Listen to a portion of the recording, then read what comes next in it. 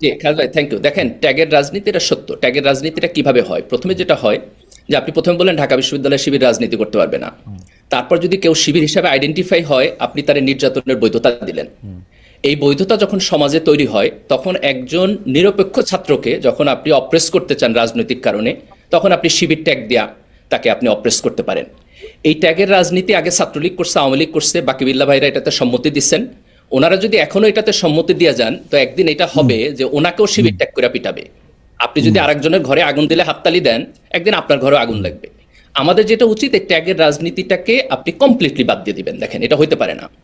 দুই, আপনি ঢাকা বিশ্ববিদ্যালয়ের শিবিরের গণতান্ত্রিক রাজনীতির বিপক্ষে দাঁড়াইতেছেন 1971-এর প্রসঙ্গ তুইলা। এটা হয় ভাই, এখন 2025 সাল। আচ্ছা আচ্ছা আচ্ছা, 1971 2025 আর 71-এর জায়গাটা থেকে আমি একটু আসি। আমি কিন্তু দেখি যে শিবির ট্যাগ দেওয়া একটা ব্যাপার আছে, আরেকটা সাংঘাতিক রকম ট্যাগ দেওয়ার ব্যাপার আছে বাম বা নাস্তিক, ইসলাম বিদ্বেষী, ইসলাম ধর্মের অনুসারী না।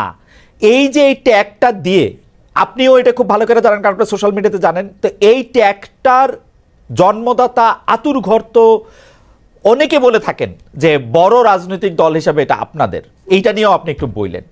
না, ঠিক আছে খালেদ, ভেরি ফেয়ার। বাংলাদেশে যেহেতু সংখ্যাগরিষ্ঠ মানুষ মুসলমান, কাজে আপনি যখন ধর্মীয় অনুভূতির প্রশ্ন আসে, সেখানে আপনি মানে এটা খুব পাওয়ারফুলি প্লে করে সমাজে। তার ফলে যেটা হয় যে আপনি যে কাউকে যদি নাস্তিক অথবা ধর্মদ্রোহী হিসাবে ট্যাগ দিতে পারেন, তাহলে সমাজে এটা বেটার প্লে কার্ড হয়। এই আমি এটারও বিপক্ষে। দেখেন, এটাও হওয়া উচিত না, কিন্তু তার মানে এই না যে ধর্মের ব্যাপারে যে কেউ যে কোনো কথা বলবে। যেগুলো আমাদের স্যাক্রেড ফিলিংস, সেটার ব্যাপারে একটা নর্ম থাকা উচিত সমাজে। কিন্তু সেই নর্মটাকে আপনি পাবলিকলি প্র্যাকটিসের জায়গায় নিতে পারবেন না। ধরেন, আমি যদি একসাথে এটাকে জাজ করি, একই সাথে আমি যদি এটাকে সিদ্ধান্তে যাই, একই সাথে আমি যদি এক্সিকিউট করি, তাহলে তো এটা মব হবে। এই মব যেরকম কইরা আপনার হচ্ছে এই মুক্তিযুদ্ধের পক্ষে বিপক্ষে হওয়া উচিত না, ধর্মের পক্ষে বিপক্ষে হওয়া উচিত না, আস্তিক নাস্তিকেরও পক্ষে বিপক্ষে হওয়া উচিত না।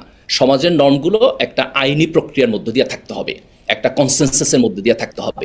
আমাদের কোথাও এই মবগুলো প্লে করা উচিত না। দেখেন, রাষ্ট্রের নাগরিক হিসাবে আমি যদি আপনাকে রেসপেক্ট না করতে পারি, আমি যদি বাকি ভাইকে রেসপেক্ট না করতে পারি, এক টেবিলে বসতে না পারি, তাহলে আমরা কেমন করে একটা পলিটিক্যাল জনগোষ্ঠী হয়ে উঠবো ভাই?